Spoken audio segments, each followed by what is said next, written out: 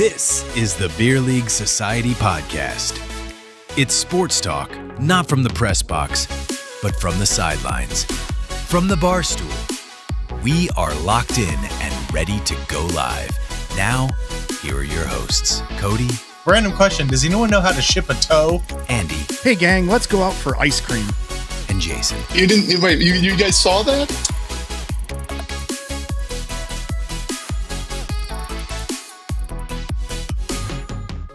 Motown Philly back again. Wait, is that Belle Biv DeVoe or is that I did. Is that Boyz II Men? It's Boyz II Men, man. Was it? I always get the two confused. Wasn't it Boyz II Men that just did the? Yes, they did. Yes, okay. they did. I mean, a little bit on the nose right there, right? Boyz II Men for game in Philly. Yeah, There you go. I guess A winning little on the Philly. nose. Welcome everybody. Okay. Welcome. Welcome. Cheers. What am I doing? What are you doing?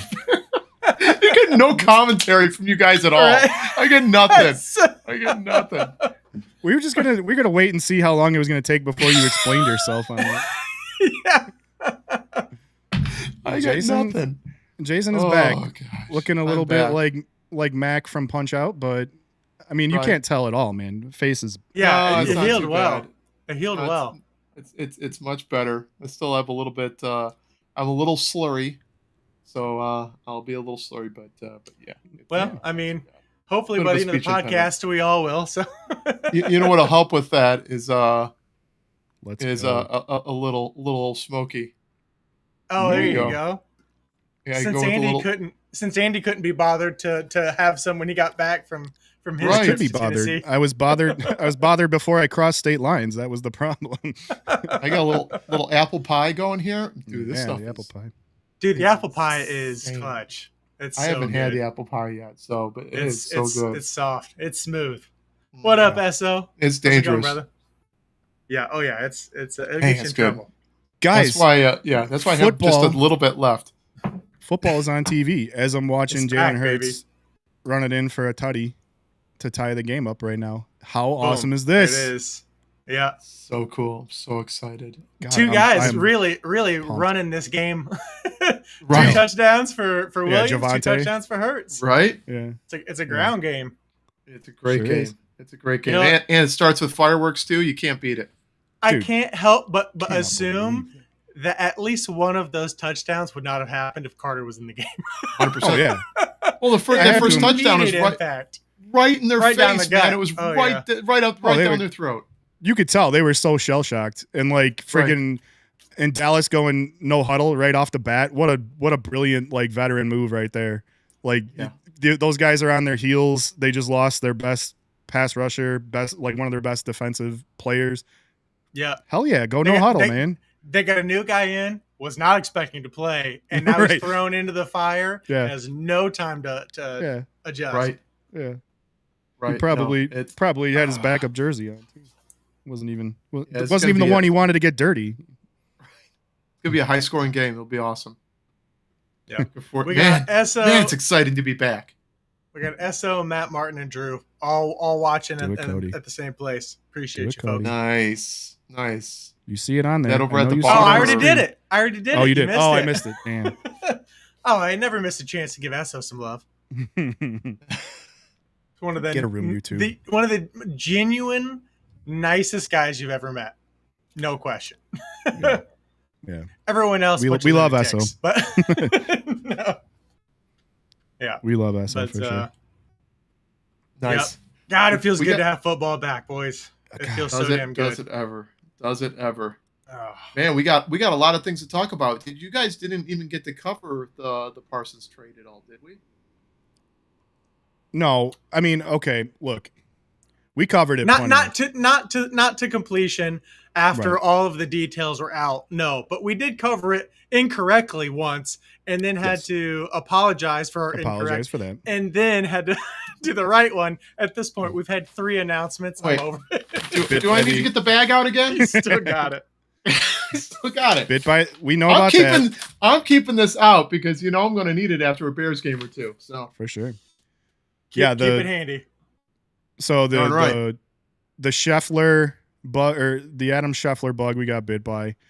Yeah. And then I think, okay, so I'm going to take the floor for a second here because, I mean, if you'll allow me, but screw whatever my therapist said. I'm going to do it. I got to let my bare ass out a little bit and take a shot of copium or two. But because basically last week when I spent about an hour and a half dogging on the entire state of Wisconsin, a state which I have frequented and patronized enough to probably fund the remedial education of a future crop of Packers shareholders. Like, just, I mean, the state, like the entire state, first of all, their entire human population is basically one chromosome flip away from being bovine. Oh, like, and stop. Is this your apology? Wait a minute. And furthermore, their state bird is a shitty tattoo on sunburned skin, and their chief exports are obesity and alcoholism. So with that, really fuck you, Green Bay. Thoughts. I hope you guys enjoy your lightly used edge rusher. Okay, I'm done. With an L4 and L5 sprain. I can go back to being only a somewhat biased podcast host right now. In the I just had to podcast get that notes of topics we were going to discuss, Andy apologizes to Green Bay. That's not how I saw that going in my mind. That was it. That was my apology to Green Bay right there. I saw it going a little different in my mind. Yeah. That's what you get. Oh, man. That's what you get. But so no, how I bad, mean, how bad is the sprain? That's what all minds want to know right now, or all inquiring minds want to know is how bad is that sprain? Yeah, it's still just as fever pitched as it was whenever the trade talk was around. Now you got doctors chiming in about like what's spinal tap, what's not a spinal tap, like what epidurals exactly. How common is it to do this stuff? Like it's fever pitched. I mean, like, look, at the end of the day, I don't think that Dallas had the facilities to do anything shady. Like you have to, like, there's so many rules around disclosing injuries and physicals and stuff of that nature. And you have to pass physicals before exactly. Go through anyways. So I don't think it's anything like conspiratorial, but I don't think it's a nothing burger either. I think it's something to keep an eye on for sure. Yeah. You're getting an epidural. I don't care what anybody says. Mm-hmm. That is cause for concern. Personally. Yeah. But like that's what I mean. Is like they're not even their epidural is being scrutinized as to what like, is it truly an epidural? Is it something else? Cortisone or something? But hurts on the tutty. Yeah. Nice. Honestly, there's a few injuries that I feel. I mean, literally, it's week 1. We got our first game going on right now, and there's still a lot of question marks. Keeping on with the neck back issues. Matthew Stafford is. I mean, he's slated to go, but I mean, he's definitely not 100%, regardless of what they're gonna say. I mean, he's still limited in practice. And he obviously has a lot of impact. I mean, he could be a top 5 quarterback this year, and no one would bat an eye. Yeah. But there's a lot of people and a lot of teams that are depending on Puka Nacua, and like they got a lot of weapons on that team. Devonta Adams, like that are like, hey, we better figure this out, because if he doesn't go, they all plummet in value. Right. Because I mean, Matthew Stafford slings it, and if he's not throwing the rock, that has a lot of impact, especially in fantasy football. Well, he just goes out to that Airstream trailer on their campus and gets right, whatever it is they do. Right. In there. Whatever. Talk to Rogers and do a vision quest and ayahuasca. Yeah. Right. Some ayahuasca. Right. Yeah. A sweat tent, whatever you got to do, get that back right. But that's the problem. Yeah. Okay, so that's the problem though with backs. Like, help me, Tom Cruise. Right. Those are nagging injuries. They hang around, man. They don't go away. Yeah. I mean, hey, we're middle-aged fathers. Now, we've all woken up with the bad backs. Yeah, they linger, man. Like when the trade first happened, we were scrutinizing whether because Yeah, it's tough to compare because we got the burn we got from the Scheffler troll was 4 ones. So then, like, you which can't seemed help outrageous, which is why we reacted the way we did. We reacted accordingly, yes. But like then it's hard not to compare that then to 2 ones and a defensive player and half of his contract. Mm-hmm. It's hard not to compare it to that, but like I was trying to like think about whether or not they got a steal for him because a lot of people said they got a steal for him. Now I'm kind of thinking like if you factor in this back injury, it's probably a little bit more evened out. If you believed that 2 ones and an actual former All Pro or was it Pro Bowler rather? Pro Bowler, yeah, former Pro Bowler defensive tackle, I think, right? I think he was nose 3 technique. Kenny Clark, yeah. But okay, so let's go over or at least analyze whether we think that's a steal or not. I think it's a steal if Packers play at or above their, what did they have, 11 wins last year? I think they had 11 wins. Yeah. They would have to play at or above, right? Because then that would put them, that would cause the ones to be what, late 20, you're saying for draft order, yeah, late pick 20, right? Yeah, late 20s. I mean, I don't think something like that. I don't think Green Bay's in any danger of hitting a top 10 pick with any of those ones. No, probably. Right. So I think you're talking middle round, possibly. That would qualify as a steal, I think. 2 middle rounders in the first round. I mean, first round picks are first round picks, though, man. They're right. They're first round 100%. picks. I mean, and those are 2 first round picks. So they don't get this right, and this falls like it did with Mac. They're gonna be in trouble for a while, and it's gonna hurt. Well, and depending on how this, here you go. I saw Micah Parsons is Micah Parsons. But 2 first round picks could be anything. It could be Micah Parsons. That's just what I was about to say. I love that. Yeah. I saw the. Do you know how much we've been wanting one of those? Yeah, right. It's like, yeah, I gave up a boat, but a boat's just a boat. A spot, it could be anything. It could even be a boat. You know how much we've wanted a boat. Yeah. It is absolutely the first thing I thought of when I saw the interview. I was like, well, what do you mean? It's what you just gave away. Right. Yeah. But to be fair, I mean, I think, depending on how their running game holds up, right now it's doing just fine. But right now they have a bunch of injury-prone running backs that God knows what's going to happen by the end of the season. One of those first-round picks could very well be, even if it's a late first, that's not too far ahead of where some of the best running backs go.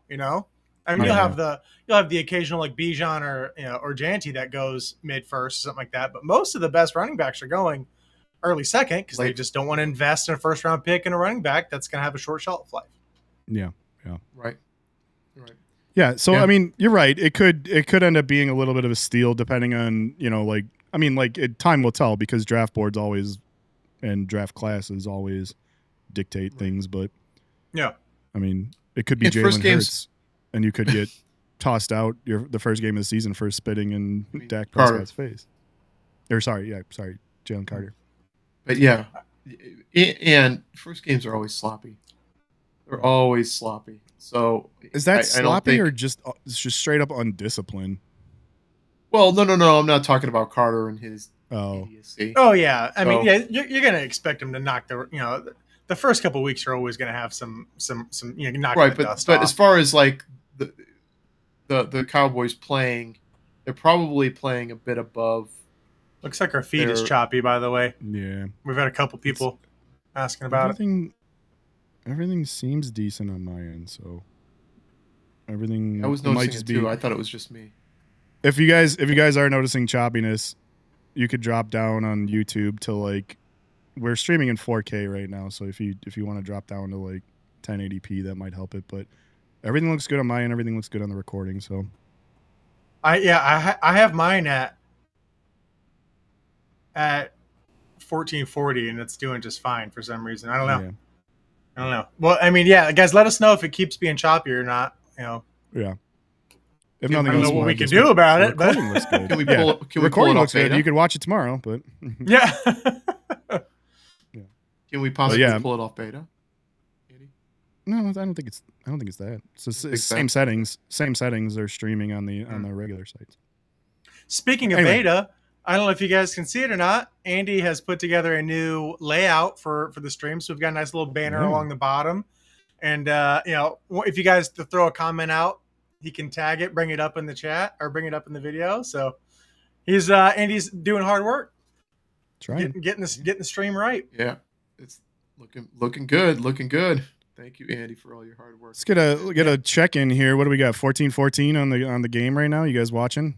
Yep. Let us yep. know. Two and a half minutes left for me. We got some Some pushing, some Dallas- pulling, some Dallas in the footballing. red zone. Oh no. Yep. Field goal coming I'm up. glad that you just said there was 2.5 minutes left because You're behind. I'm behind. I just caught. Yes. I just fast forworded. I heard you say a Hurts touchdown. I'm Yeah, like, Hurts on the touchdown. I assumed I was behind. 3 minutes behind the game. Yeah, Kevin says a lot of buffering. My YouTube shut down, Making it and hard to then watch. I restarted it and didn't realize it was behind. So that's good time. Yeah. Nice. So now it's buffering for me. It's a bummer. Yeah, I'm on 720 and it's buffering. On the stream, on yeah, YouTube. I'm fine here. Yeah, on Yeah, the beta it looks fine. It's on YouTube that it looks rough. Yeah. I don't know what I could do about it at this point, though. So we just have to Sure. go, I guess. I got you. All right. Oh, sorry, fellas. Keep going. Hopefully, All right. Yeah, we'll push through, and then hopefully we'll have Figure it out. the video up on YouTube tomorrow. Yeah. But yep. So, all right. So we've covered that part. We all want Packers to suck, but what other one? Moving. If we could talk the entire pod about that silly trade. Oh yeah. Yeah. But we also got want some- to. We also got some big injuries still. Like going back to what your point, Cody. That are some big question marks out there. Yeah, a new one. CMC with some CMC coming back from the big injury. Bread behind her face. He goes, "What are you?" She goes, "I'm a I'm an idiot Stupid sandwich." Idiot I'm an sandwich. idiot sandwich. Yeah. Like, oh, About it. gosh. That's about it. Brutal. Who else? Who's else? There was one other pretty sizable injury that was popping. So, I mean, we're still waiting on Devon Achane. God knows what's going on there. I mean, that's a tough one because again, if you took him, you either took him in the late rounds of your draft or you took him in the early second, late first round, early second, and not ideal. He's still limited in practice. Like, guys are yeah. So that's a tough one. Yeah, and obviously our homer take, we have Jalen Johnson with the severe groinish injury going up against Jefferson this week on the Vikes. If Jefferson was a little bit, A little He's banged up, He's a little banged up too. he doesn't show. He Got a doesn't hammy. show up. Yeah, he doesn't show up on the injury report. But I'm hearing that there's still some question marks as to whether or not he might get a late designation going into the weekend because it's since it's a Monday game. I don't think they have to. I don't think they do anything technically till have Saturday. till Saturday, right? Yeah, exactly. So he's got some time. So I'm not surprised if he is banged up that he's not showing up on there. It's probably a little bit of gamesmanship, but yeah, we'll see come Saturday. And I think that's a little bit with what's happened with Johnson as well. But again, groins and hamstrings can linger quite a bit. Yeah. So especially if he's had to have had that had to be a tear. For him to be out since the spring, and just get back into back onto a practice field this week, so it had to been a tear. You don't just pull it and then just be out for 4 months now, Right. So and it was the opposite hammy from last year too, so that's interesting for Jefferson. Is that good or bad? I think that's good. I have to imagine it's good. If it was, yeah, I think it was the. You don't want to keep re-injuring the the same one, right? I think. You definitely don't want 2 bad hammies, but like at least, is it better to have 2 bad hammies or 1 really bad hammy? Right, but I think there would be more long-term concern if it was the same hammy. I feel like the fact that eventually at some point during the season, I'm sure it will reveal itself as to whether the extent of this injury. But you just don't want him going on the same hammy and then thinking, oh man, is this something more long term? No, because if it is he re-injuring the same one, it will affect your speed. I mean, that's the only one injury that's really cut my college career short was tearing my hamstring. The hammy. I feel like hamstrings, calves, and groins are the most lingering. They seem to never go away. And like turf toe. They just seem to go on forever. And backs. Hell, all of them. But yeah, right? Seriously. Yeah. Turf toe is definitely one of those. Guys who are watching on the pod, I'm running at 480 and it seems to be helping. It's still buffering a little bit, but it's definitely better. Yeah. That's so strange. We haven't really Fever Hydra? Yeah, well, we got is that what you're saying? A lot of good work. But yeah. So how was everybody's Labor Day? Laborious. Exciting. Not bad. Yeah, we talked about this. I had Carl's wedding, my brother's wedding. Shout out to Carl. Yep. Yeah. Good. Sounds like good good Carl. Had Congrats, Carl. Yep. Yeah. He went through with it. It's all good. He did. It was an awesome wedding. Everything went off smoothly. Had the boys were too much cute in fun. their little suits. Yeah, had the boys out there in the walking down the aisle, ring security. But yeah, nice. There you go. Security detail. Yeah, they loved it. They ate that stuff up. They put like their little glasses on, like they were. They look like Men in Black or whatever. Yeah, like give them a little briefcase with a chain with a handcuff and. Yeah, no. What they ended up doing was like there was a niece. Cool. That would have been cool. There was like a niece who rode in a wagon, and the 2 boys pulled her down the aisle in the wagon. So it was pretty cool. They didn't take off running, and she didn't go tumbling out the back. No, it was kind of it was outdoor terrain. So I'll give them credit for holding it together. Like it took the 2 of them to kind of like pull this wagon over all the rough terrain. It was an outdoor wedding too, huh? On top of it, it was great. Nice. Just a great. You couldn't ask for better weather in Chicagoland. Yeah, the weather in Chicagoland gorgeous. Was perfect last weekend. So absolutely gorgeous. Yeah, it was one of those rare 68 degrees in the morning. I had to take a video. I'm like, just to remember that it happened, because it's never 68 degrees in August in the South. So yeah, right. Or early September, I guess. But yeah, we. What'd you guys do? I helped my stepdad build a deck. They're building it's a massive deck around their pool. So nice. We went out there on Sunday, and then recovered Monday for the most part. Did some yard work and stuff like that. But yeah, not a battling weekend. Dad work. Yeah. Nothing. Oh yeah, it was definitely a dad weekend for sure. Yeah, and I built a. I'm going to try something to see if we could save the stream real quick. So you guys keep talking. Sure, okay. Sure. Yeah. He's going to go unplug his router, wait 30 seconds, plug it back in. Right. Like that. He's going to go upstairs and tell everyone, get off the internet. Right. That works. It probably has something to do with him watching the game.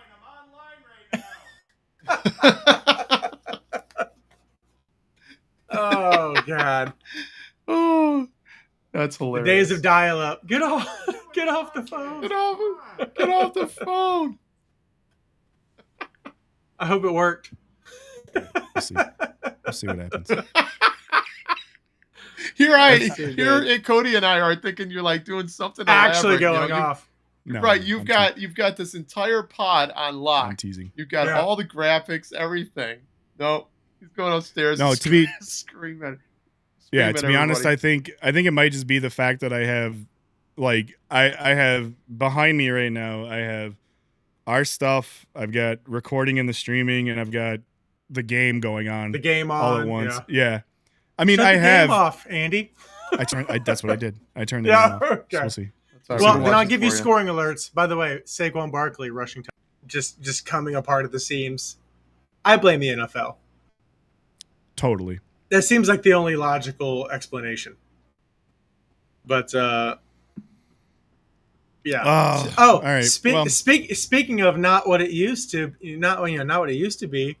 Amari Cooper is in Las Vegas for all of six and a half days, right? And it's like, nah, I'm out, and it announces his retirement like a week in Vegas. He's like, nah, I think I'm gonna head out. It's Vegas, man. That'll do it to you. He spent a week. I spent a week in Vegas, and all I wanted to do was leave. A week is too long. A week is too long. 3-4 days, that's like the max. I know when I went for my 21st birthday. We flew in. We landed at like 10 or something like that. Went straight to the casino. Left the casino at 5 a.m. Went back, slept, got up at 7, got breakfast, went back to the casino, I think in the 72 hours we were there, I think we got 4.5 hours of sleep and then left. That's how you do Vegas. So yeah, you can only do as I said, 3-4 days tops. After that, like you got to start sleeping, and then you're just wasting your time, and it's not it's not for the week. Jeff says we're doing better now on this end. Okay, so that's good. Yeah. So long story short, it must have been you had too much going on. It's me. Yeah, I just was. Well, it's Prime Video. I feel like I was watching. I had Prime Video up along with the stuff that we usually do. So anyway, I don't want to. Yeah, I don't want to talk about that anymore right now. Okay, fair enough. I want to go back to things that are good. Yeah, fun things. Oh, Jason's not struggling. In and out. When he gets in, he gets in. We'll figure it out. But yeah, I mean, this game is really interesting. I mean, obviously there's a lot of storylines out there, that are going to be really interesting to see. Even just people coming back from major injuries. Dak being one of them. I mean, obviously he had a major injury last. That's right. I forget that he had. Yeah, I forget that he had that injury. Yeah, and the thing that's really crazy is people are forgetting. The year before, so not last year, the year before, he was a runner-up in MVP votes. Yeah, he was a top 5 quarterback, and I feel like everyone's just completely forgotten that. That's like the thing with Dak, like everybody just like freaking like sleeps on him, and then like he has a monster year, and then he gets injured, and it's like, oh, Dak's terrible. Like what he's a bum. They need to get rid of him. Like it's just he's such a polarizing. Like year to year, he's just so polarizing. Yeah, I don't. Yeah. Well, it's the injuries because the year before, so not last year, obviously not the year he was a top 5, but the year before that, it was like an ankle thing, and it was like he got injured like week 1, and then it was on again, off again, on again, off again for a while. So I know it's tough. Yeah, but. Yeah. So, I mean, obviously you have Dak, CMC coming back from a massive injury. And like I said, late pop up on the injury report, which sets everyone's hair on, a little bit on edge just because, the risk with CMC. It's just the upside so damn tantalizing. But of course, I mean, that's a tough one. When Chris Godwin comes back, God knows what's going to happen there. You hope he comes back to form because I think the first like 2 or 3 weeks last year, he was wide receiver 1. Yeah, he's so dependable. Just at like as a receiver pick, he's so dependable. And then now, like all of a sudden, what you're going to get with him numbers wise. But if he starts getting to the point where he can't friggin' get on the field, it's gonna be trouble. Yeah. Well, and in the old NFC North, what's JJ gonna do? I mean, he missed basically all of last year. I'm which JJ are we talking about? So I'm talking about McCarthy. I know. I figured as much, but yeah. So JJ McCarthy again. I'm not as high on him as others. It very well could be that I just hate Michigan, and therefore naturally him. But I don't know. He strikes me as a game manager, which is there's a place for that. I mean, there's a lot of people like their job is to just not turn over the ball and to just keep nickel and diming down the field and let one of your more athletic, players, bust it off for a big one. But I don't know. I'm not high on McCarthy personally, but I've been wrong before. So I mean, he's an efficiency guy. He's just not he's not a splashy guy. Yeah, it's tough for me because Homer and we're playing them first, but yeah, like I really just don't I didn't see it with him, and I'm not sure why they picked him, but especially with Cousins when they had him and stuff, but yeah, that whole pickup set up like a whole series of craziness. It's like. Mm-hmm. They let Kurt go. They drafted him. He immediately gets injured. Kurt goes to Atlanta. He sucks. They bring up, Michael Penix, and now he's, 2 years ago, Kirk Cousins is up, top 10, top 12 quarterback. A year and a half later, he's a backup, to someone that really didn't do much. So it's I don't know. It's crazy. All right, you want to do some memes? I could do some memes. Let's do some memes. Memes. All right, here we go. Let's see the memes here. Let's see what we got. Google Photos. Let me pull one up first so we can get this queued. Oh, we got 7 seconds. 6, 5, 4, snap, spike. They're in field goal range. Field goal range? Yep. So if he makes it, that'll make it 2021. Ooh. All right, Aubrey, let's see what you got, buddy. Yeah. All right, here we go. We're going to start it out. This feels like such old news now. Right? Yeah, it is. I feel like we talked about it last week. Funny, because this is old, very, very old news. If you look down at the timestamp. 11, yeah. Oh, what the hell? Hang on. Oh, Jason joined in. Jason, there you go. Jason's back. Slowly but surely, we're getting this thing back on the rails. We are, yeah. This is chaos, man. It's absolute chaos. Everything's good now. I don't know what you guys are talking about. Nope. Yeah, I don't know what you're talking about. Yeah. Everything's good now. Yeah. Yep. Right. Okay. Right. We were just about to start with the memes. Okay. Yeah. So I was talking about old news, literally old news. Not only is everything with Travis Kelce and Taylor Swift feel like old news, but this right here, look at this timestamp, old news. Cracks me up. I just gave a squirrely a piece of bread and it straight smashed all of it. I had no idea they ate bread like that. Haha, hashtag crazy. That's that man is engaged to Taylor Swift. Right there. So you guys know, landed the most eligible bachelorette possible. That's pretty crazy. Yeah. Okay. Outkicked his coverage. Another and that's one saying something for a professional Hall of Fame tight end. Right. He's still outkicked his coverage. Exactly. Did you share that one? Did you share your screen? Yeah, I'm sharing my screen. Okay. Oh, I didn't see it. Oh, and look, my page is unresponsive, which is interesting. Your camera looks good. Your audio sounds good. So yeah, I just got an alert saying the page is unresponsive. So yeah. Okay. A little Nostradamus for you there. Right. Yeah. Kelce hurts Swift. Kelce hurts Swift. Yeah. That was another one along those lines. All three of them standing in a row. Just additional fodder for the NFL script narrative. Like the NFL was telling us, hey, this is coming. This is coming. This is coming. Yeah. And it's going to suck. Like, I don't know what's going to be worse. Ads on the RedZone channel or all the Taylor Swift BS. Regardless of what the second option was, they have ruined the sanctity of the RedZone channel. Of the RedZone. Unreal. Yeah. Unreal. We covered this one a little bit already. Just like that. The entire NFC thinks Kenny Clark is an elite player. Yeah.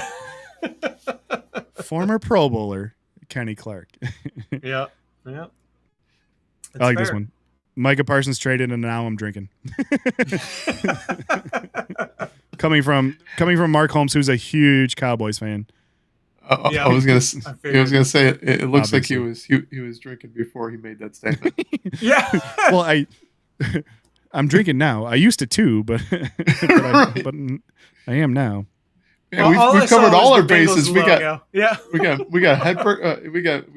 Hedberg comment. Yeah, Mitch Hedberg. Oh yeah, this is a good one. Hunter Renfrow explains that his daughter declined 10 phone calls from his agent and Panthers head coach Dave Canales because she was, quote, watching Bluey on his phone.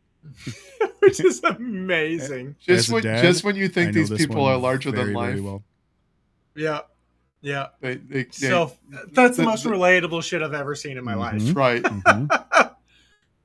I can't tell you how many times like my kid asks for my phone and I'm just pissed scared of what's going to happen when I give it to him. you know, like 100%.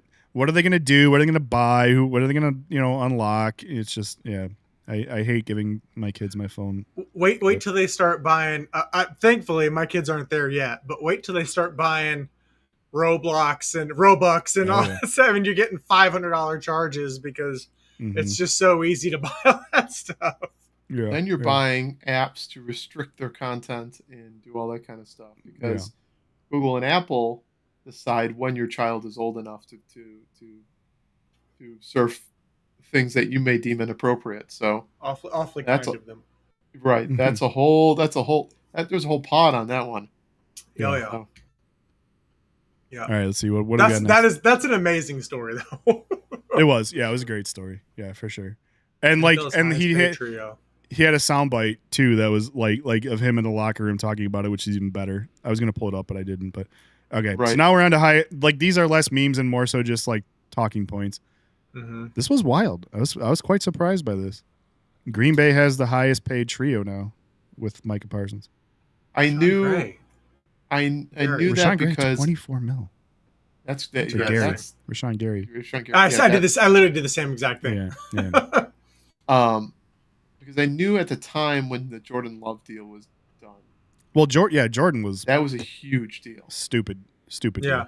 It's stupid money. It's still crazy that Dak is still the highest paid quarterback in the NFL. Yeah. It's wild. Yeah. That's with crazy. With Jordan Love being second highest paid quarterback. Yeah. Joe Burrow was the second highest paid quarterback for about 72 hours and then immediately got outbid. Yeah. It was a good run. Has Burrow given any of that money back to get Chase re-signed or T. Higgins re-signed? Didn't he give I don't know. Or restructure his deal? No, I don't think he has. Not to my knowledge. I know that it was something that was kind of like we're going to do what we have to do to get it done kind of thing. So who knows? Kind of the telling part in the Bengals thing was that Trey beat out T in terms of the AAV for top money. I was thinking for sure it would have been. I mean, it does make sense. I just didn't see it's been a while since I've looked at the 1 deals. Year. That's the difference. It is exactly. It is for 1 year. You're right. So, but it just seemed it's weird because it simultaneously seemed like an underpayment for Trey Hendrickson, but also surprising that he's more than T. Higgins somehow. It's kind of weird. I mean, well, here's the difference. It is again, what have you done for me lately? Trey Hendrickson led the league in sacks last year, and T. Higgins missed 6 games with injury, which is kind of you're right. You kind of bake in, and that's the thing about T. Higgins is it's you're gonna miss 4 or 5 games every season. It feels like it's always that case, but when he's in, he's a monster. He's a dog. Yeah. So would you rather have him for 4 or 5 less games than the next guy, and just know that when he's on the field, you guys are going to be electric? Or I'm not going to lie, I did want to see this because I knew it was a real possibility until they signed him. I wanted to see what Jamar Chase would be like if he didn't have T. Higgins, because there is a small part of me that thinks that because T is such a threat, that gives Jamar more leeway in that system, in my opinion. 1,000%. That's why they picked both of them. Because exactly. Yeah, that's what they should have. Higgins is not on the field. There's not a single play he is not double teamed. Exactly. Not a single play. Yeah. So in that respect, I somewhat argue that T is more of an asset because not only does he stand on his own, and most rosters would he probably be a wide receiver one. He's going to be the wide receiver one on probably 12 to 15 other rosters. Exactly. Right. So you factor that in, but also then what he does for Jamar Chase kind of elevates Chase even higher as a result, like, so that, like, to me, like, I'm not sure what's like more interesting commentary, the fact that he's the fourth highest paid Bengal at this point right now, or the fact that, like, is Jamar Chase worth $40.25 million without T. Higgins on the field? He's well, when T. Higgins isn't on the field, he's requiring double and sometimes triple coverage. So he opens up the rest of the field. So even if he's being used as a decoy, and I don't think you're 2 or 3 people. And I don't think you're alluding to the fact that Chase is not.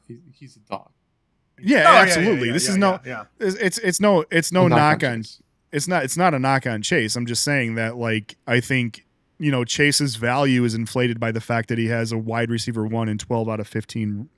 Like, or whatever you said, whatever the stat was, that he's wide receiver one on 12 to 15 teams in the NFL as his running mate inflates his value at least a tiny bit, in my opinion. Mm-hmm. So, but I mean, that's how all of the great wide receiver duos work. I mean, look at Philly. They've got Brown and they've got Smith.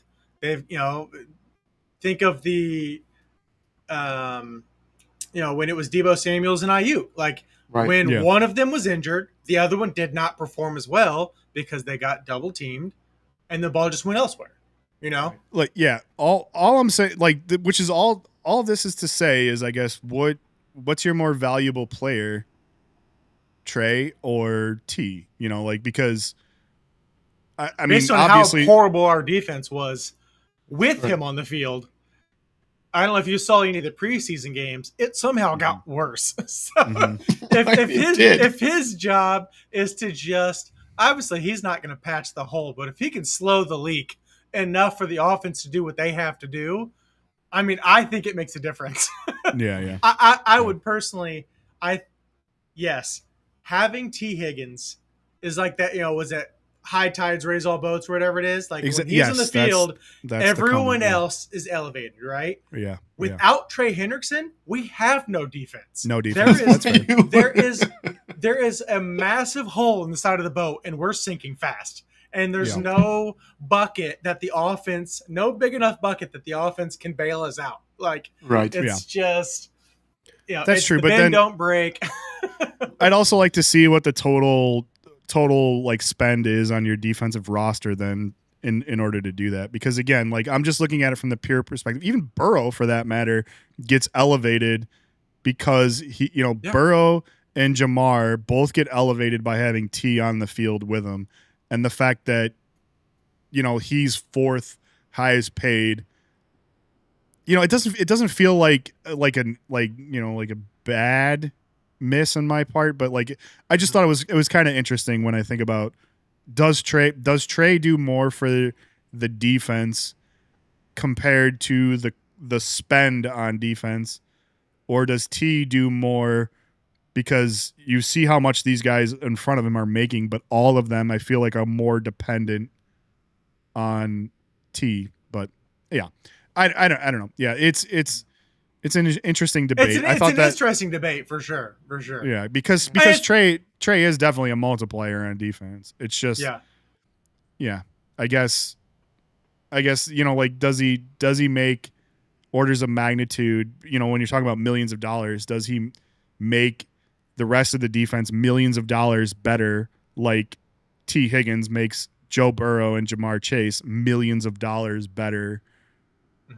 By the fact that he's out there. So that was kind of the thought exercise that I was going through. But I think the Bengals are doing the Drew Brees era Saints approach. We're like, we know our defense is going to be dog shit. But Drew Brees is going to throw for 4,500 yards every season, and we're just going to beat teams 45 to 40. 6, right. So, and as far as that, the Joe Burrow experiment goes, I mean, last year we had our first ever Triple Crown wide receiver, our Joe Burrow led the league in passing yards and passing touchdowns, and just barely missed the highest. Or no, passing touchdowns, passing yards, just barely missed passing completions, and was even. I think it was still even the highest passing percentage in the NFL. Yeah. Like, what more can they do? Right. We can't question their value. What more could they have possibly done to prove that they're they're worth the money? Yeah. Sure. But not saying that a reallocation, flattening out that defense wouldn't hurt. Because being the 26th ranked defense isn't great, but right. Well, you might get your wish next year if you can't re-sign Hendrickson. So, unless Joe Burrow coughs up some of that money we were just talking about, I don't think we're going to. That seems to be kind of I wouldn't blame him. It seems to be kind of the trend right now. There's a lot of deals like we just did it with Jalen Johnson on the Bears too. We restructured his contract. I'll say restructured in quotes because it wasn't like it wasn't like he got better or worse in terms of his monetary value. It just everything shifted from salary to guaranteed money, and or in cap free money. However they did it, I don't even know what they did. I've been waiting around. They just exactly. I don't know what they did. I've been waiting to kind of see the details of it because I think there might still be something in there about how he's going to end up making more because that's what he wanted.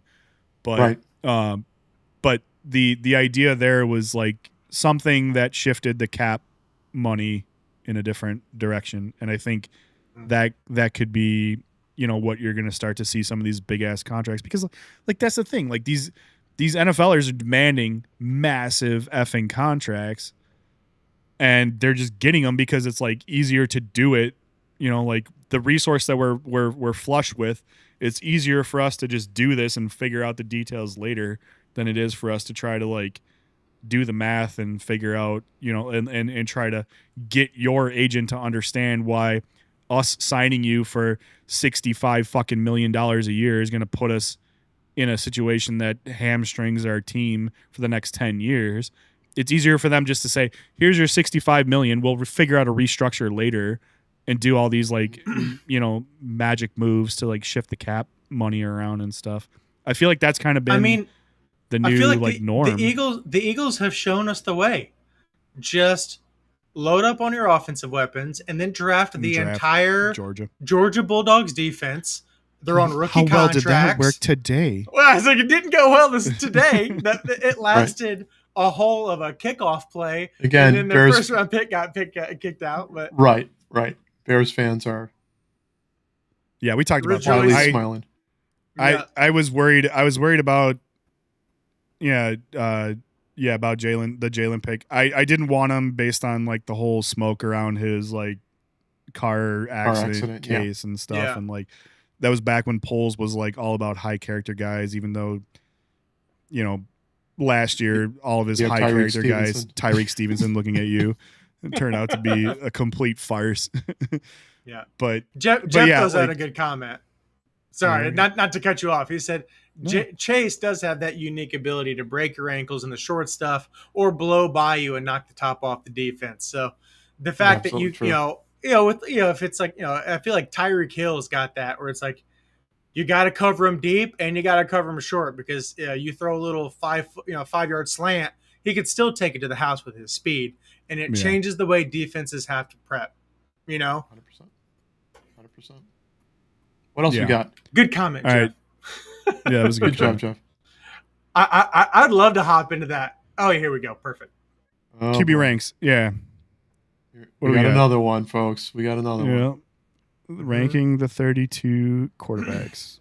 Number 1, Mahomes. Who is this? Vinny? I don't know who this guy is. Vinny Iyer? Mm-hmm. I don't know who it is either. The Sporting News. Okay. Somewhat reputable. Ranked by GMs.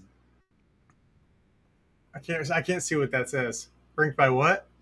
Underneath NFL QB rankings. Ranked all 32. Underneath NFL QB rankings. Oh, it's just a link. But it's no. Yeah. Oh shit. Oh no, go back. What have you done? No, I'm here. Ranked right above Justin Herbert's name. Right. What's that say? Vinny Iyer. Vinny Iyer.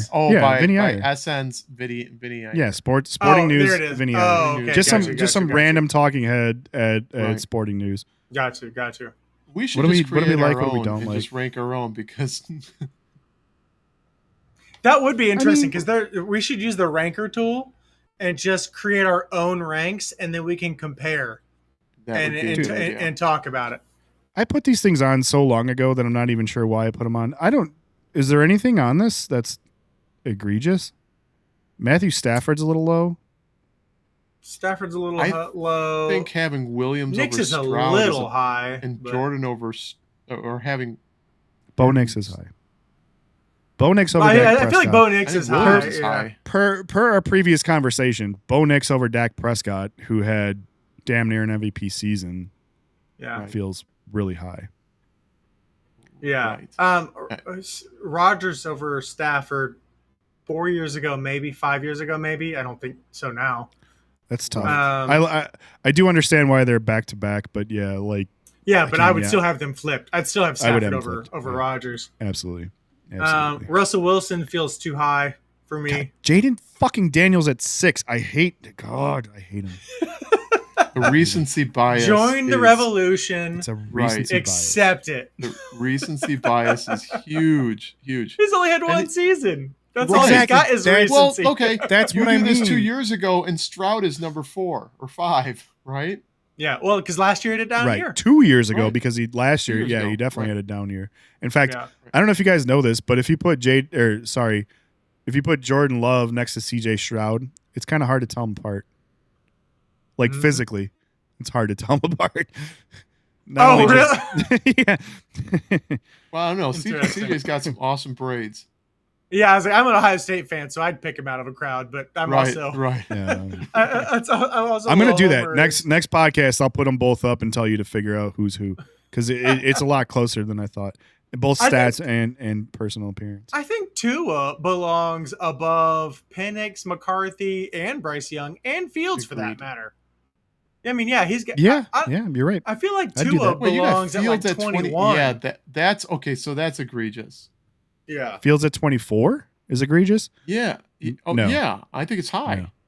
I think Tua belongs at like 20. You think that's high? I think Tua belongs above all those guys. I think, Tua belongs. Put Tua at 24. Flip-flop them. Put Fields at 28. But again, if Tua gets one more goddamn concussion, he's done for. Literally just dig a hole in the middle of the field. My understanding is push him in and cover it with dirt. Because he's legitimately done for it. And so I can't, again, just QB rankings, what the F does that even mean? Okay, 2025 QB rankings, projected. Justin Fields number 1 in your hearts. Right. Number 1 in our hearts. Right. He is number 1 in hearts. We have to reset the counter because we did officially talk about right. it. Number 24 in this ranking, number 1 in our hearts. That's all. Right. All right. 24 feels right to me because I don't think anybody's going to look at that and be like, "Oh my god, Justin Fields is so high." But at the same time, it's not like bottom of the barrel because I do think he has some. I still think to this day he has potential. He's got some juice. He's got that juice. Yeah. Jeff says, I think Daniel Jones is one spot too high. I almost said it, Jeff. I think Spencer Rattler is one spot too high. Right. Seriously. He's at 33. You should be off the list. I love what was that list we were looking at the other day where it was was it Rattler was like 28 or something like that, and then Shuck or whatever his name was like 23, it was like 32. I'm like, that means that there's at least one team that their starting quarterback is not on this list, but the backup quarterback on another team is. Right. Yeah. Exactly. Right. Yeah, we looked at. Yeah, I think that was a couple of weeks ago. We looked at that too, and it was like, yeah, their potential backup quarterback was higher than their starting quarterback. Correct. So funny. Well, yeah, I would put. Yeah. Anyway, let's move on. Do I'll give you this opportunity. Do you want to cover Caleb's position in this list, or do you think it's fair? I think it's too high. I would agree. High. For now, I would agree. I would put Stroud and Love over because and Murray. I'm very even keeled about Caleb, and I think, he slots I don't in want right to move him behind down. Jordan I don't want to Love. move him, but I do not want to move him below Bo. But I want, I think in my opinion it would go Dak, Caleb, Bo. No, Dak, Caleb, Jordan, Bo. For that little I don't think right he's done enough to warrant, as much as I can't stand the Packers, and my uncle's listening and I'm sure he's laughing right now, but down in Florida, but yeah, I think Love has got to be over Williams until Williams proves. The same thing with any of these guys who haven't proven anything on the field. Obviously Daniels is up there because he proved something on the field, but you got Nick's up there who's how many seasons has Love been in the league? 3? Is this his 4th? No, well, he sat behind because he sat for what, 2 years? Actually 5, I think. Jesus. Okay. Yeah, I think he's at his 5th year. I would say, hot take, 11 and 12 both slot down behind Kyler Murray. Everyone else moves up. Yes. I think Kyler Murray is slept on. Yes, I agree. So consistent. He's so consistent. He If has he's a not- little bit of the injury bug, a little bit. Right. Yeah. But, he's always top 15. He's always top 15. You got to make sure he's not playing Call of Duty or right. Madden before the game. God forbid you're on a double XP weekend. He's gonna. Don't get me wrong. And that's well known. Everyone knows. You'd put Call of Duty comes out. You don't. Right. In that regard, would you put him up? Yeah, I think I answered my question before I asked it. I think him and Lawrence back to back kind of feel right to me. Yeah. Wherever they slot, I think he's just above Trevor Lawrence in my opinion. And how is Caleb above Stafford? Stafford is way too low. I said that from the get-go. Stafford's too low. He's way too low. Yeah. Yeah, he needs to be somewhere else. Smoke the crack when they put that together. Yeah, that's tough. Yeah. All right. Next one? All right, here we go. Yeah. Oh. We got 2 of these, so these are interesting. Top 10 offensive play callers for 2025. Oh, I didn't even realize. On this one, Shanahan's 1, McVay's 2, Ben Johnson's 3. Andy Reid at 6, I think, was the one that kind of made all of us get heartburn. Yeah. Yeah. Though, in my opinion, I don't think I put him as a homer. I don't think Ben's up there high enough, or I think he's too high. Rather, too high. I think he should be lower. I think McConnell's too high for that matter too. I think McConnell's too high. I like McConnell. It goes I think he's Reed, LaFleur. I think it goes Shanahan, McVay, Reed, LaFleur, O'Connell. So for me, O'Connell has proven that he can call plays and be a head coach. Right? Ben has not done that yet. And I think that's a big if for me. So we're talking about again, they are top saying offensive play callers. Right, they're not right. saying I think he's a great I think Ben, if Ben was an offensive coordinator, this is the exact right order for me. But Ben is a first-time head coach right now. Some of his cognitive load is going to have to be taken away from offensive play calling as a head coach and be put on to defense and special teams and overall coaching strategy, which I think for 2025, he seems level-headed enough to be able to do it, though. Agree. I think he's got the potential. I think he's got the potential to do it, but again, he has not proven it. So until he can prove that, like O'Connell has, as an OC who has ascended to HC, that has proven he can handle that cognitive load, I think I put O'Connell above Ben for 2025 until he can kind of prove that. This we talked about this again. These are all freaking like clickbait, like rage bait, like thought inducing things because of how vague they are about like this thing up top. What's the qualifiers? Right. What is it? Like what have you done lately? Yeah, exactly. Yeah. Right. Is this based on this is a difficult list because there's a lot of really good 100% offensive play callers here. Agree. Like this is I've gone back and forth of like, is it McVay Shanahan? Is it Shanahan? Right, McVay? Like, Shanahan McVay. I definitely agree those two are the top two One Like, begets the other, or one descended from the other. So right, like, they're all from the same tree. What was that? That was it. The Washington coaching staff, and what was it, like 2000, something like 2014 or something like that. And it was like Shanahan. It was like the who's who of head coaches, and they were all on the Washington Redskins that year. It was crazy. Yeah. All right, you got the other one that's back to back on this? It might be back to back. I'll take a look. But like, so I agree. Andy Reid I want to is hear lower. your top 5. I want to hear your top 10, Andy, and then Jason. I want to hear yours because I want to hear where they're different.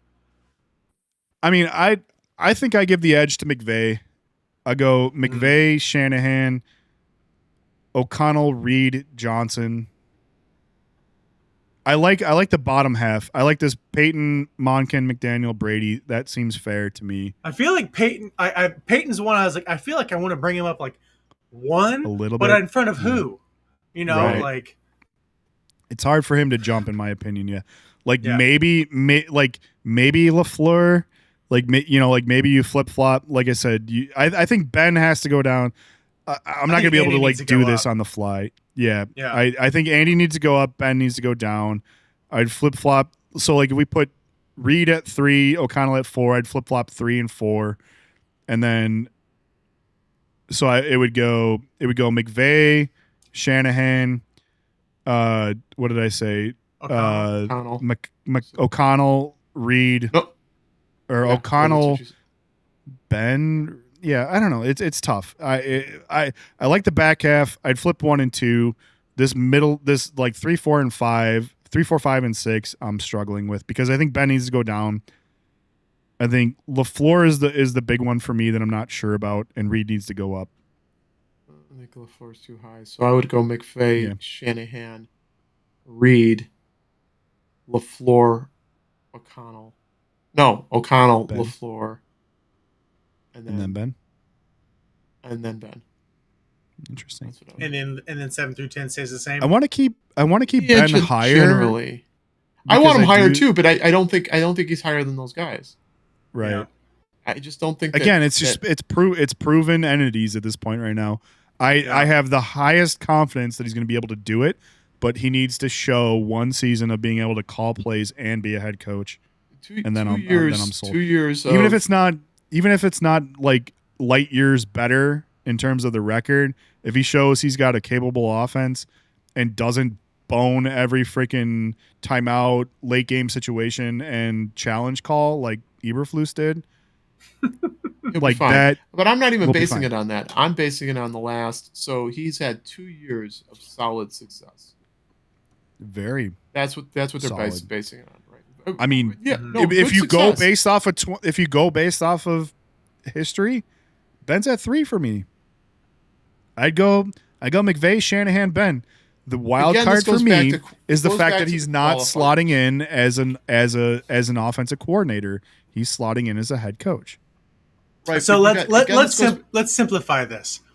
If you're starting a franchise right now, who would you want calling the plays for your offense? I don't care if they're head coach, offensive coordinator. If it is offensive play callers, because it doesn't say offensive-minded head coaches, or it just says offensive play callers. We have the benefit of knowing. How would you rank these guys? I don't care if they're head coach, offensive coordinator, whoever's calling the plays on offense. How are you? If you were the head coach, who would you want to be your play caller? McVay, Shanahan, Ben is my top 3. That I agree with. Given the context that it is offensive play callers, not offensive head coordinators coaches. Or head coaches, just offensive play callers. The only reason I would move Ben from the 3 spot is the fact that I have to see how he can handle offensive play calling with the head coaching responsibility. That's the only caveat that I have right now with keeping Ben out of 3. If it's pure offensive play callers, Ben is perfectly slotted for 3 in my opinion because of what he did. Like what he's done so far as an OC. You are the head coach. Who do you want calling plays? For you. If everything's on the line. If I'm Ben, do I say me? No, you are the head coach. Say none of these guys are head coaches. Right. Say None they're of these all guys are offensive coaches. Exactly. coordinators. All If offensive these- What's the coordinators. rank? If we put Yeah. I see what you're doing, Cody. Let's make it. Let me put it a different way. That's what I was saying. All of these guys are offensive coordinators. Who's your pick for play caller? That's the best way to look at it. And in that regard, I go McVay, Shanahan, Ben. In that regard only. Mm-hmm. So I think In 1 and 2 are that flip flop, but yeah. But in yeah, that regard, I go McVay, Shanahan, Ben, Reed, yeah, O'Connell, LaFleur. yeah, that's I don't know. interesting. Yeah, O'Connell, LaFleur. Reed would have to be up there for me in my. Yeah, Reed's top 4 for me, regardless of the situation. Like, I think he's like top it just feels criminal if he's not. I mean, right. What makes it so again? This goes back to from qualifiers, what he did in Philadelphia, right? what he's done in Kansas City, like. So if you go What by makes historical record and purely if you go by wins, Reed's got to be in your top 3. What makes it really interesting to me is like Reed. You know, we know we're going with Andy Reid from the ascension from OC to HC. What would Andy Reid as a head coach today, knowing what he knows now, going back down to OC, where he could focus 100% of his time? What would that look like? Better. Yeah, exactly. I think that's wild to kind of think about because of like how good was he as a OC. Then he ascended into arguably one of the best head coaches of our time, where he had more to, like staff plays a big role, but like he had more to focus on than just play calling. And now we give him the chance to just like take a bunch of stuff, offload it, and be like, I'm just going to call plays. That's an interesting one. I do think, like obviously I think he's higher on this list, but like, ooh, man, now I'm starting to wonder if he goes higher than Ben. And I go McVay, Shanahan, Reed. Oh! Then Ben. I don't know. Andy, I know you're not in, but I'm pretty sure Ferguson for the Cowboys just got decapitated. Just about to look at the score. His capo was detated. Dude's capo was detated. He got destroyed in the end zone. Oh, man. Holy damn shit. it. I wish I could have assuming pulled that was this up, Ferguson. Is that Ferguson? It's got to be. Oh. Oh, On Blankenship, too. He dead. Yeah. He looked like he did. Oh, that looked like that hurt. He gonna have some words for Ben or for Dak. Sorry. Now I got it pulled up. Okay, cool. Dak's like, Ooh, you're no, okay. it You're is okay. Ferguson. Yeah. All right, Rub we'll some dirt go. on it. All right, keep going. Yeah. Oh, this is very interesting. For the best offense. Again, I feel like they're purposefully doing this offensive play caller, not coach, OC. Right. Yep. Best offensive play callers in the NFL. They're not putting any qualifiers on season or anything like that. Mm-hmm. Ben at 3 again. Andy Reid's one spot higher. Jeff McDaniels comes in. I don't think he was not even on the list, right? Neither was Cohen. You're right. Yeah. Or Kubiak. Liam Cohen sliding Liam into Cohen. the top. Oh, Cliff Kingsbury up there? Kingsbury, too, yeah. Kingsbury, Josh yeah. McDaniels? Shit. Ooh. This is very interesting. This is a lot This hotter than I is. thought it was. Kubiak? Yeah, that is spicy. I think the bottom, like again, top part makes some sense. Like same debates we had from the previous 13. one. Yeah. Right. But down towards the bottom here, we're starting to get a little spicy. That seems low for Monken Monken. and McDaniel. I mean, his defense hasn't been doing anything, but God, I mean, Mike McDaniel's his offensive seemed to work when his starting quarterback's on the field. So Right. And to be fair, 3 votes each. Sean Payton, Mike McDaniel, Clint Kubiak, Todd Monken all got 1. I don't know how they do the tiebreaker on that, but these are all like 1s. So that's a pretty big jump because you could put Todd Monken up above Sean Payton, because they all got 1 vote. So this says expert poll of 31 NFL coaches and executives. Mm-hmm. Interesting. Very. That's like the NFL top 100, but it's voted on by the players. Mm-hmm. Throw this out there. The Bengals had 2 in the top 6. Still missed the playoffs. So there's that. Yeah. This one, yeah. I feel like Cohen. The math doesn't math for me. So they have 30 responses with 25, 18, 14. Math is not mathing. 3 votes each. There it is. That makes okay. Yeah, it's 3. I missed that in parentheses part. Right. Oh goodness. So are they saying the expert poll of 31 NFL coaches and executives? My research hat is going on here, and there's only 30 responses with 3 votes each. So for some reason that doesn't even match. Should add up to 90, right? Yeah. Right. So who's going to do the math? 25, 18, 14, 8, 7. Unless there's... Who's Rain Man over here? 25 Hudson. plus 18 plus 14 plus 8 plus 7 plus 4 plus 4 plus 4 plus 2 plus 1. Tell your son.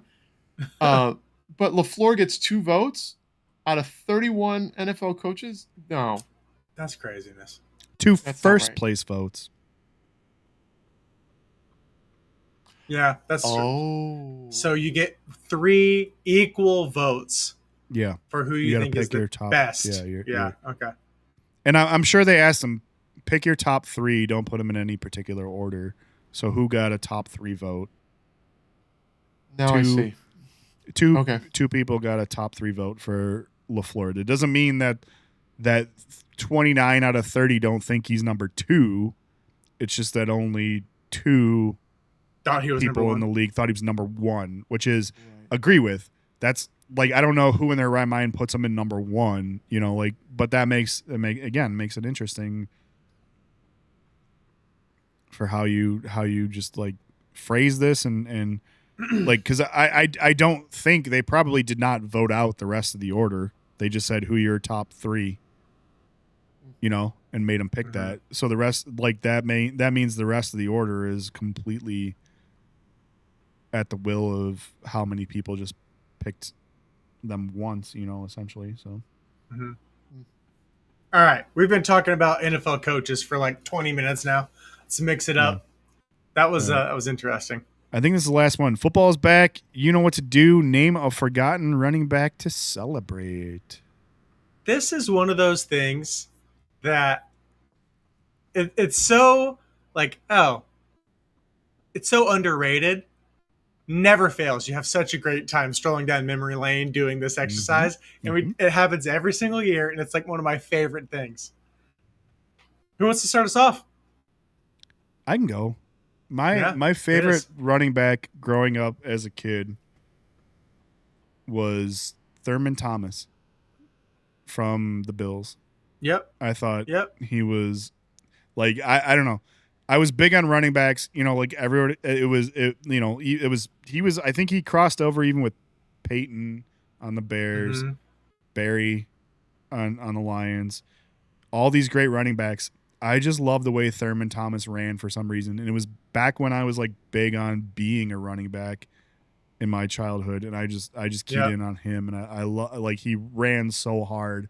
Everybody else was like shifty and kind of moved. Like, that dude just knew how to get up and get yardage, positive yardage, get north and south, north and south. Everybody else was, trying to figure out how to get 20-yard runs. He's like, I'll take 5.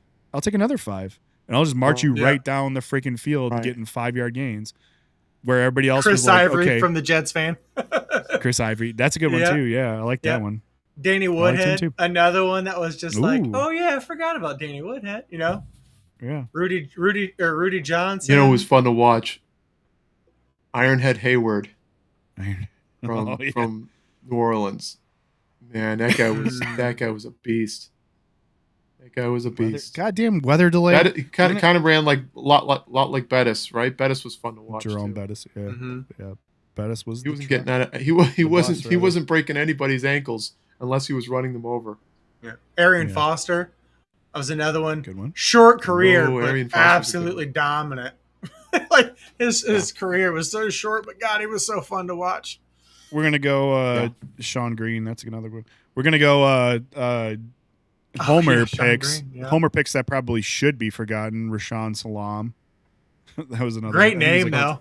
Great name. Great name. Not a great back, but a great Thomas Jones. Back. Very underrated back. He was underrated. You're right. I think he came in. I think he kind of came in right after Rashaan Salam and kind of like was the savior. Like I forgot what pick Rashaan Salam was, but it was pretty high. Mm-hmm. It was. I think it was actually top. I think he might have been first round. Figure it out. Mistaken. He was definitely first round. You guys remember Felix Jones? Yeah. That guy was Felix nasty Jones. too for Dallas. 21st overall. So it was late first. Okay. Rashaan Salam was. But he was still first, and we had such high hopes for him, and he busted hardcore. But I want to say that who'd you say it was? Phrase that in any other way? No. Phrasing. I took it there. Phrasing. Yeah. Christian Okoye. Ooh. Or Priest Holmes. I'm thinking about KC guys, but those were two Priest good Holmes. well. Yeah. Christian Okoye. That's some good stuff. Some good ones. Man, there's some good ones. We used to play this game, similar game, where we used to do, my buddies and I would do obscure WWE wrestlers. Or we just said on long drives, right? We do to Mankind. Brutus the Barber Beefcake. Is he Tonka. Oh, we lost Jason. Oh, and he's gone. Who was it? Was it Brutus? One of the guys, I think it was Brutus. Somebody had like one of those ant fogger machines to like get rid of ants that he brought with him to the stage and into the ring. Are we still talking wrestling? Yeah, this is wrestling. Yeah. There you go. Who was it? Brutus? I'm gonna have to look this up. Oh, Jeff throws out Curtis Enos for those Bears fans. Oh yeah, that was a good one for Bears fans for sure. Curtis Enos was another one. Yep. There's got to be some good ones out there. There's a stinking Blunt. You guys remember Blunt for the Patriots? That was another guy. Oh yeah. I just remember when he was in Oregon. Was he Oregon? He punched that dude in the face on the field. And yeah, he got you're right. drafted. Yeah, just flat out punched that dude in the chin. Yeah, we were. So Jason, before you were, do you ever like? Now I'm going like Mandela effect right now. Do you remember some WWF guy who went to the ring with like an ant fogger? You know what I'm talking about? Like the little like he pumped little push thing. Push thing and like the fog would come out and it was supposed to like kill insects. No, that was Jake the Snake Roberts with the DDT. Yeah, he had the DDT. Right. Yeah, DDT. I think I did that move on one of my cousins at one point, and it didn't end well. That's a concussion. That's a concussion right there. He now shares Tuesdays and Thursday classes with Tua. Right. finger painting classes. Right. Right. Yeah, it was Jake the Snake. Yeah. Jake the Snake. Yeah. That's crazy. Yeah. I'm telling you, it's a fun game. If you're ever in a car, right, and you're really, really bored, and you're in the car with a bunch of dudes, obscure wrestler names is right up there. They keep throwing up the Doppler radar at this game. So it's where we are in a weather delay, folks. So yeah, batten down the hatches. We've got. Oh, look at that! It looks like they're just nice hit. lightning. Oh, some good lightning. Yeah. Interesting. They're having just as much fun as I am today with my with the pod. I remember watching, like when I lived in Chicago. Still, I remember Joan had gone and she took the Megabus to visit a friend in Iowa. And was on her way back from Iowa on the Megabus on a Sunday. And it was that Sunday where there were tornadoes outside the Bear Stadium and everyone had to leave the field. Yeah. Do you guys remember that? Oh, yeah. Joan was on a bus an hour and a half outside the city when all those tornadoes were going. Brutal. Crazy. That was crazy. Yeah. All right. And there's one last thing before we go. I want to Week 1 of the NFL season, I would love to do a few bold predictions that we revisit at the end of the year and see how many we got right. Sounds good. And these are off the top of the head. We have not pre-planned any of these. I was about to say it's going to be really off the top because I didn't see that one on the list. I'm not going to lie. So it's all right. Pull up it's ESPN it's going to be extra bold. It's like the Chex Mix, just extra bold mix. All right. But, all right. What's the bold take? You got to start. Start. Idea. I'll take one. The first one that came to mind. I think this is the first season under the Steelers coach, the Steelers have a losing record.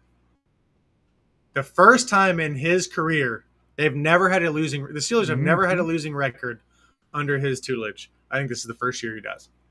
You don't think? Oh, that's. I do not think Aaron Rodgers is the savior. Well, I definitely don't think he's the savior anymore either. But do you think he can't will them to a winning record?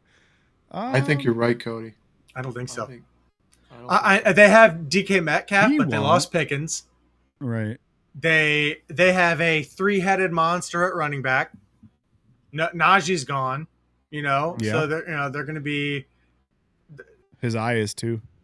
Yeah. Yep. Still haven't shown that whole situation's another injury designation to keep an eye on because he says he's playing. He said his injury is just superficial, but they have been awfully cagey with him, so it must be pretty gruesome for him to. That's my fantasy team name. Keep your Najee eye on me. Nice. That'll be a good conversation for next week. I want to know what the best fantasy football names out there are. Some good ones. Yeah, when Fields was with Big was on the Bears, and I did have a fantasy team. It was Mr. Fields' cookie. Yeah, I remember that. Mrs. Fields. That's a good one. That's a good one. That's good. That is I had Mrs. Fields. We already covered this one in the short, but last year my team name was Travis Bajent's Blood Pressure. Yeah. That was pretty great. That's a good one. All right, so that's your take. That's my bold That's take. your spicy take. Oh, man. I got to come up with one now off the top. Jason, you go. Yeah, I don't know if I have a spicy take. I have to Nothing? think. I'm going to say that Casey is going to have a pretty big drop-off this year. Casey. All right, so how big of a drop off? What are we thinking? Do you think they make the playoffs? Yeah, make the playoffs, miss the playoffs. No, but I think it's got to be a bold take. It's got to be right. I think there'll be a wild card team. I think that is still a bold take. That they're fringe playoffs. They're playoffs, they're fringe playoffs. They're fringe. Yeah. Okay. I still think that's a bold take. That's fair. Yeah. Mine's going to be that the bloom is off the rose in the kingdom. Mm-hmm. Mine's going to be, okay, here's my hot take. This should surprise nobody. Jaden Daniels is going to have a worse second year than CJ Stroud. That's not even a hot take. It's a hill. It's a hill he's going to die on. Right. It's a hill I'm going to die on. But I mean, that's a hot take, right? You think I'm like worse second year statistically than CJ Stroud? All right, here. Let's get this. I don't think it's a hot take because look what happened to Stroud, right? So I think that right. So Stroud was high just as much as Jalen was high first year, but I have such a low low expectations out of and a low opinion of Jaden Daniels that I feel like he'll fall worse than CJ did in year 2. So Stroud dropped from QB 11 to QB 18. You think Jaden Daniels drops outside 18? Well, no. Really? No, I think he drops to. I don't know about outside of 18. What is he at? 18. What is he at? Because we saw the rankings. He's like 6 in some fucking rankings, which is insane. He finished QB5 last year. 5. Okay, so what would you say he went from 11 to 18? So a 7-point drop. So I think he drops more than 7 points. Yeah. You think he's outside the top 12? Yeah. Oh yeah. I think so. Okay. That's a hot take. I agree with Andy on that one. That is spicy because I don't think anybody else feels that way aside from Jason, because Jason and I are on the Homer wavelength at this point right now. We're willing this into existence. I'm not. Look at this dude's body type, man. It's just not an NFL built. It's just not. Exactly. These are all things soaking wet. These are all things I agree with. He's got freaking pretzel rods for arms and legs. That all it's going to take is one sack, and those things could be snapped in 4 places at any given time, in my opinion. And I think, if he gets wrecked early on in the season, he's going to have that in the back of his head, making him tentative from there on out. So to me, it's kind of all about setting the tone early in the season. If his offensive line kind of holds up, it could be trouble for me on that take. But if he starts taking, because I think his offensive line outperformed last year. So if 100%. He starts taking, I think if he starts taking some hits back there, it's going to scare him. I think because I just don't feel like you're a guy that can feel confident sitting there in the pocket knowing your frame is as crippled as it is.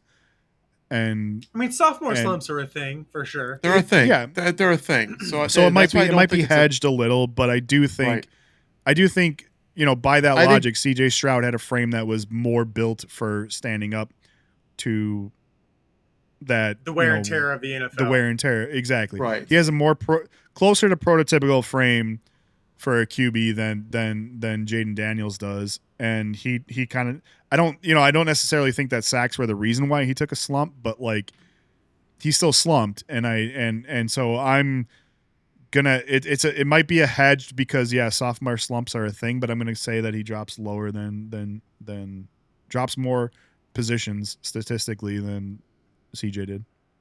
I think that's not in the playoffs. Yes, I think that's good. Also not in the playoffs because granted they won, but they just barely made the playoffs last year. So you're saying Commanders don't make the playoffs at all? The Chiefs won 11 one-score games and made it to the Super Bowls.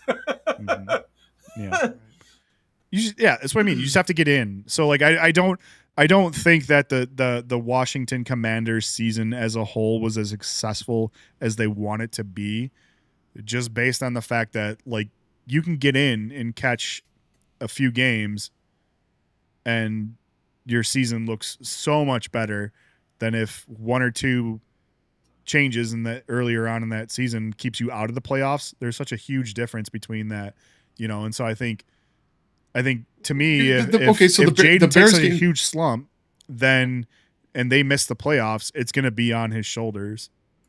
I feel like. To your point, the Bears game was the defining moment for both teams. Yeah, 1,000%. That Hail Mary. Yeah, 1,000%. For both teams, it because they lose that game in a trajectory that they lose that game. Continued.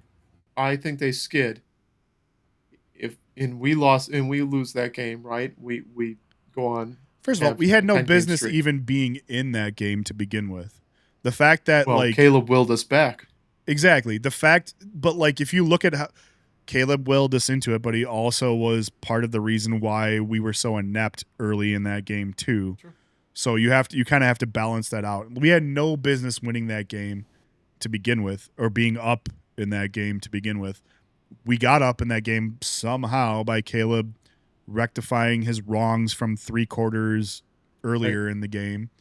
And then it just got snatched away from us with that, essentially one play. And I still have a hard time putting it on Jaden. That catapulted him into the national spotlight. Bad.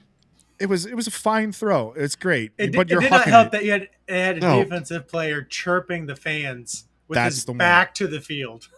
That's it. It's commentary to me on Tyreek Stevenson and not exactly. Right.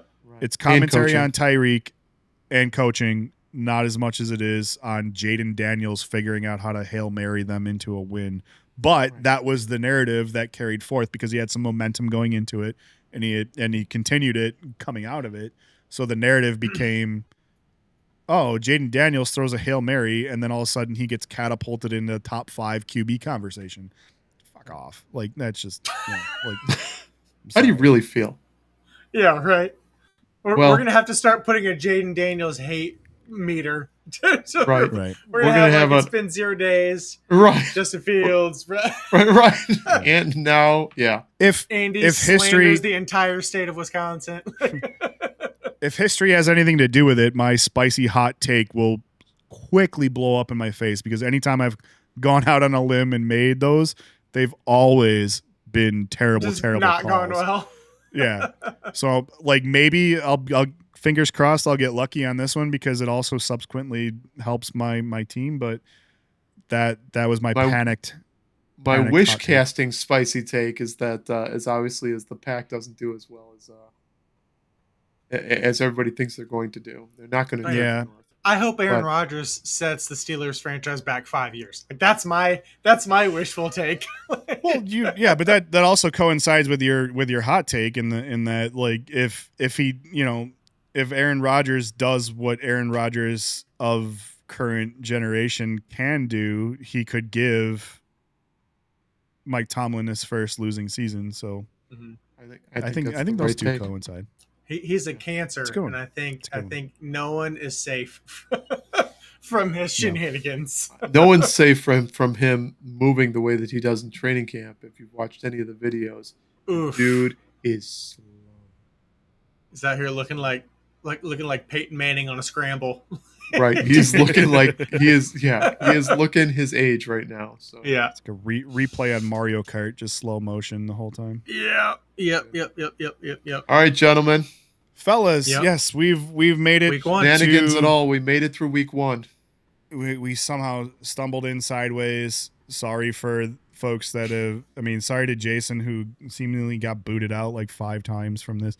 Sorry to everybody on YouTube who had to deal with us chopping around. I think I've got it figured out. I just cannot watch football on the same screen as I'm running all this stuff, so I won't do that again. But my fantasy football team next year will be Andy's blood pressure. Right. We have another one of those situations like that. That's a good one. Yeah. There you go. But thanks for everybody for hanging out with us and sticking around through the problems. We appreciate y'all. It seems like you guys still did, even though we sucked it up today. On a positive note, my camera made it 2 hours without overheating. You did. Right. Your camera did make it. Right. All right. We're slowly just checking off all the technical difficulties. We're getting them out of the way. Yeah. And for the past 45 minutes, I've been unable to load the live feed at all. But everybody else seems to be okay. So it's fine. Oh, okay. Everything's looking good so far. I can watch the comments come in, but the video just sits and spins. So go figure. All right, week 1 Blues. We'll get over it. Thank you everybody for joining. We're coming out of preseason and going. Yeah, we're coming out of preseason going into the regular season. So thank you for struggling with us on that one. We'll make it better next time. Like as Jason Carter said, we all have our moments. Exactly. I spit in the face of YouTube and I got kicked out for that one. So, but as Jason said, please, if you haven't already, like, subscribe, thumbs up things. Thumbs ups our shorts, thumbs up our live videos, do all that stuff. It helps. It really makes a difference in the algorithm, right? Yeah, it makes a huge difference in the algorithm. Early and often. That's like, the earlier the interactions are, the more it shares it. The better. It's crazy. Yeah. So appreciate you folks. All right, guys. We will see you next week. I don't know who the game is on tap next week, but I promise you I won't have it on the same screen as our stuff. There you go. Pull it up on your phone or something. We'll see you next week, guys. We are Beer League Society, and we'll talk to you later. Take care. Cheers. Have a good week.